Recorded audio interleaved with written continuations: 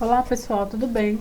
Na nossa aula de hoje nós vamos falar um pouquinho, vamos entrar a partir de agora nos governos brasileiros, a partir aí de 1946, nós já vamos começar a falar sobre alguns governos brasileiros, sobre a construção de Brasília, sobre a ditadura militar, e é nessa perspectiva que eu quero falar com vocês na aula de hoje. Nosso governo, conhecido aí como governo Dutra, ele vai atuar justamente ali pós-governo de Getúlio Vargas. Getúlio Vargas ele vai governar de 1930 até 1930 a 1945. Esse é o primeiro momento do governo de Getúlio Vargas. Ele vai passar 15 anos no poder de forma ininterrupta. Ele vai passar direto, 15 anos direto. E logo após ele sai do poder, e quem vai ser votado vai ser Dutra, que vai ganhar as eleições. Então nós vamos ver agora o governo de Dutra, e depois do governo de Dutra, Getúlio Vargas retorna novamente ao poder, ok? Então vamos lá. O governo de Dutra ele vai de 1946 a 1950. Percebam, Getúlio Vargas foi de 1930 a 1945. Getúlio Vargas sai do poder, passou 15 anos direto. Getúlio Vargas sai do poder e agora quem vai ser eleito é Dutra, que vai passar esse período aí de 4 anos no poder. O governo de Dutra ele vai marcar um acontecimento muito importante para a história mundial, que vai ser a Guerra Fria. Então o governo dele ele vai reger o Brasil justamente no mesmo período aí do governo da Guerra Fria. Aliou-se declaradamente aos Estados Unidos. Lembrem quando a gente falou sobre a questão da Guerra Fria? A Guerra Fria, dentro da perspectiva da Guerra Fria, nós vamos ter aí um momento de influência do capitalismo ou do comunismo. E nesse caso o Brasil, especificamente o governo de Dutra, vai estar aliado ao governo dos Estados Unidos, o governo aí capitalista. Cassou o registro do Partido Comunista do Brasil e os mandatos dos políticos eleitos por esse partido. Então, a partir do momento que a gente entende que o Brasil agora está aliado aos Estados Unidos, com certeza vai haver perseguições aí voltado para outra área de influência, que nesse caso aí é o comunismo ou socialismo. Foi discutida, votada e aprovada uma nova Constituição para o Brasil. A maioria dos políticos, nesse processo e nesse período, quando eles entravam no governo brasileiro, eles faziam uma Constituição. E a Constituição seriam regras. Essa Constituição teria novas regras sendo implementadas aí dentro do Brasil no governo de Dutra. No governo de Getúlio Vargas, também Getúlio Vargas iniciou uma Constituição. São novas regras que o Brasil vai caminhar. Dentro dessa Constituição, nós vamos ter aí alguns pontos que são pontos bem específicos. Primeiro, definir o Brasil como uma república, num processo democrático, né, uma república federativa. Eu tenho estados federados, como nós temos hoje todos os estados, então vai haver uma divisão, uma separação dos estados, todos eles, estados federados, e uma república presidencialista. Nós vamos ter a figura principal do presidente da república, ok? Nós temos a figura do presidente e eu tenho agora as unidades federativas, que são os estados que compõem aí o Brasil. Segundo ponto, garantia ampla liberdade de pensamento, liberdade de expressão e de associação. Isso ele deixava muito aberto, muito claro. Havia uma liberdade de pensamento. Terceiro, concedia grande autonomia a cada um dos 3 poderes, executivo, legislativo e o judiciário.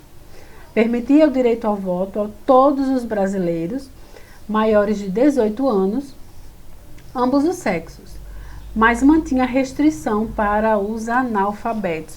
Lembrem que no governo de Getúlio Vargas, a partir de 1930, ele vai instituir o voto para a mulher, que vai ser na época um grande avanço. E as mulheres vão se sentir valorizadas e prestigiadas por poder participar do processo político, processo eleitoral brasileiro. Garantia aos trabalhadores. Continuando.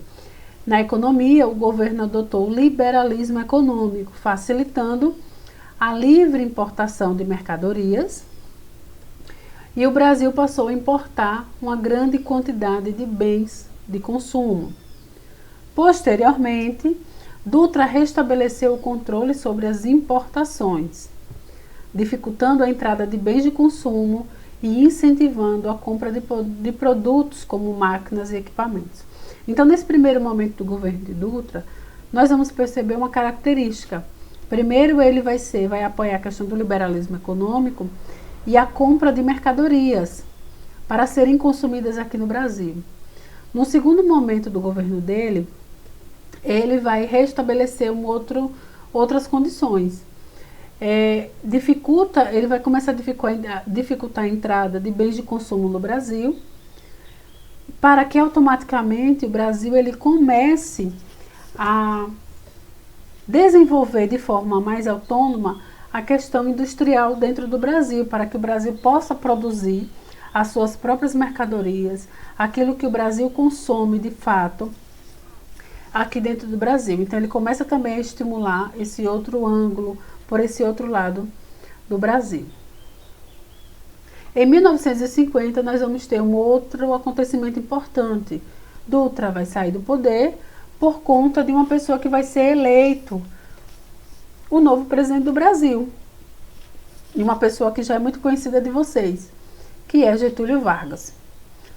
Lembrando, eu falei no início da aula, Getúlio Vargas ele fica de 1930 a 1945 no poder. Depois Dutra ganha as eleições e o próximo processo de eleições, quem vai ganhar é Getúlio Vargas. Iniciou uma nova campanha eleitoral no ano em que a televisão fez a sua estreia no Brasil. Getúlio Vargas é eleito com 48,7%, um percentual bem grande, né? Segundo o governo de Vargas, o primeiro governo é aquele que a gente já citou, de 1930 a 1945. Esse é o segundo mandato de Vargas. Rivalidades vai acontecer no governo dele entre nacionalistas e os liberais. E essas rivalidades elas acontecerão por conta do petróleo. Os nacionalistas, eles defendiam que o refino do petróleo deveria ser feito aqui dentro do Brasil.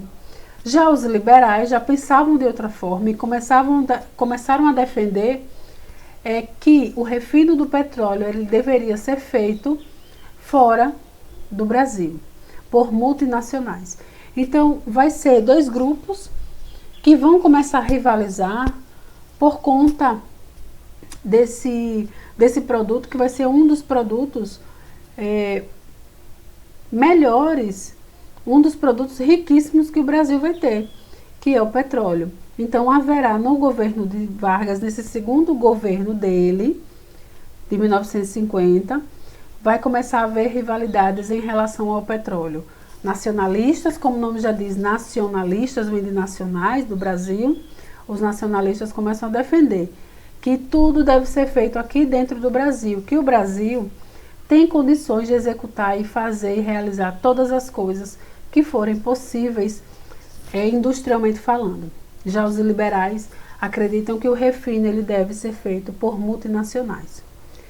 Trabalhismo e radicalização política era outro ponto que Getúlio Vargas também enfatizava dentro da sua política. Getúlio continua adotando o trabalhismo, sempre com muitos benefícios para o trabalhador. Em 1953, nós vamos ter algumas reivindicações e algumas greves acontecendo por conta dos excessivos aumentos dos preços dos alimentos. Então, os alimentos acabavam aumentando bastante, só que o salário desse trabalhador, ele não subia.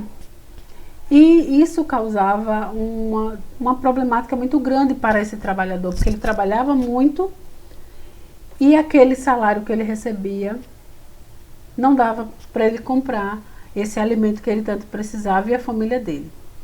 Getúlio Vargas nomeou João Goulart, ministro do Trabalho, que prometeu aumentar o salário mínimo em 100%. Ele chega e diz, nós vamos aumentar o salário mínimo em 100%.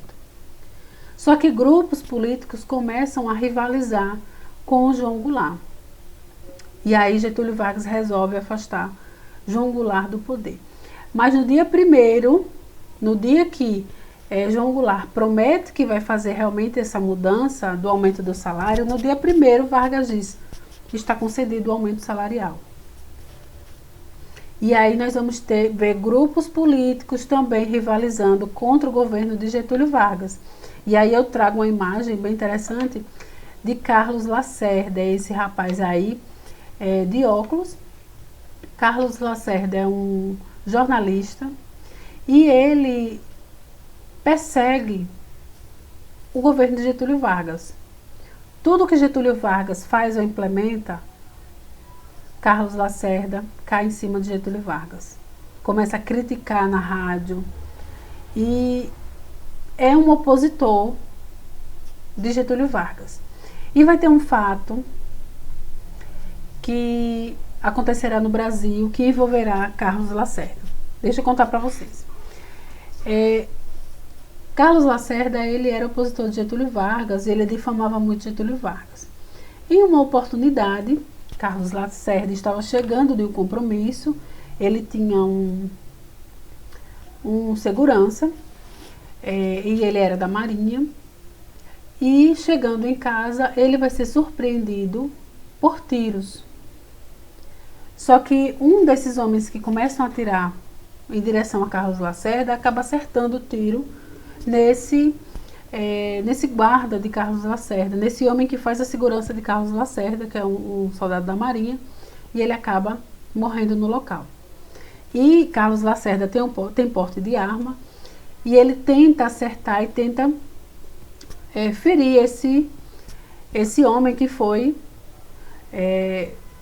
matá-lo. Nesse processo aí de discussão, Carlos Lacerda tira a arma dele e começa a atirar, e um desses tiros acerta o pé dele. Como, não sei, mas acerta o pé dele. E aí na imagem vocês podem perceber policiais segurando Carlos Lacerda, e ele foi abatido com um tiro aí no pé. Tiro esse que ele próprio deu, né? Nesse confronto com esse rapaz que estava tentando matá-lo. No outro dia, nos jornais, Carlos Lacerda começou a difamar Getúlio Vargas, dizendo que foi um atentado que aconteceu com ele e foi a mando do próprio Getúlio Vargas. E essa história ela começa a percorrer o Brasil. Carlos Lacerda, enquanto jornalista, começa a difamar cada vez mais Getúlio Vargas e começa a pressionar para que haja deposição de Getúlio Vargas do governo, para que Getúlio Vargas saia do poder. Então, diversas forças começam a pressionar Getúlio Vargas por conta desse processo todo.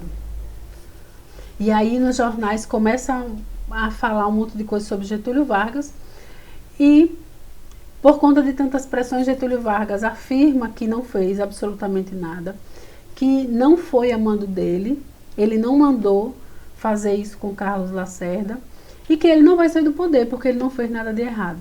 Essas eram as palavras de Getúlio Vargas. E Getúlio Vargas chega a dizer que não vai sair do Palácio do Catete, que é lá onde ele mora, enquanto presidente da República, não vai sair de lá do Palácio do Catete porque ele não fez absolutamente nada. Chegando a um determinado ponto em que Getúlio Vargas resolve se matar. E aí as capas dos jornais só aparecem essa notícia dizendo assim: presidente cumpriu a palavra, só morto sairei do Catete, o palácio onde ele morava. Mensagem de Vargas, que Vargas deixou pouco antes de desfechar contra o peito um tiro fatal. A sanha dos meus inimigos deixou o legado de minha morte. Levo o pesar de não ter podido fazer pelos humildes tudo aquilo que eu desejava. E aí nas capas do jornal só saem notícias relacionadas com a morte de Getúlio Vargas. E aí nós temos aí mais imagens mostrando Carlos Lacerda, com outros jornalistas depondo e falando realmente sobre aquilo que aconteceu, que foi a mando de Getúlio Vargas, e Getúlio Vargas sempre dizendo que ele não tinha mandado ninguém fazer absolutamente nada em relação a esse atentado. E aí nós vemos o pé de Carlos Lacerda ferido e do outro lado o carro aí desses homens que fizeram esse atentado. E por último nós vemos aqui essa imagem que mostra uma manifestação popular. Nós vamos ter revoltas acontecendo, porque os veículos de comunicação eles começam a falar e difamar muito Getúlio Vargas por conta desse processo, e a população se revolta e vai e depreda aí carros. E aí a gente vê nas outras imagens o velório aí de Getúlio Vargas e a população triste por conta desse fato e desse fenômeno. E aí eu quero deixar para vocês aqui uma carta testamento, que foi a carta escrita aí por Getúlio Vargas antes do suicídio. Diz assim, são apenas trechos. Mais uma vez, as forças e os interesses contra o povo coordenaram-se e novamente se desencadearam sobre mim. A campanha subterrânea dos grupos internacionais aliou-se à dos grupos nacionais, revoltados contra o regime de garantia do trabalho. Contra a revisão do salário mínimo desencadearam-se os ódios. Quis criar a liberdade nacional na potencialização de nossas riquezas, através da Petrobras, e mal começa esta a funcionar, a onda de agitação se avoluma. Lutei contra a expoliação do Brasil, lutei contra a expoliação do povo, tenho lutado de peito aberto.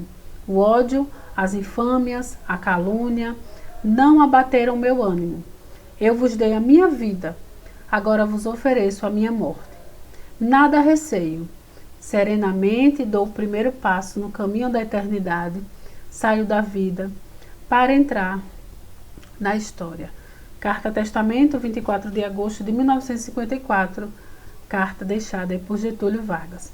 Eu espero que vocês tenham entendido aí essa aula sobre o governo de Dutra, que a gente falou um pouquinho sobre Dutra e o outro governo que entrou pós-Dutra, que foi Getúlio Vargas, e o desfecho e o final aí da morte de Getúlio Vargas. Nas outras aulas que nós já tivemos sobre Getúlio Vargas, a gente já viu inúmeros benefícios que o governo dele fez para o Brasil e fez pelo povo brasileiro, né? Então nós finalizamos por aqui a aula de hoje. Até nosso próximo encontro no Plantão Pedagógico. Fiquem com Deus. Tchau, tchau. Até nossa próxima aula.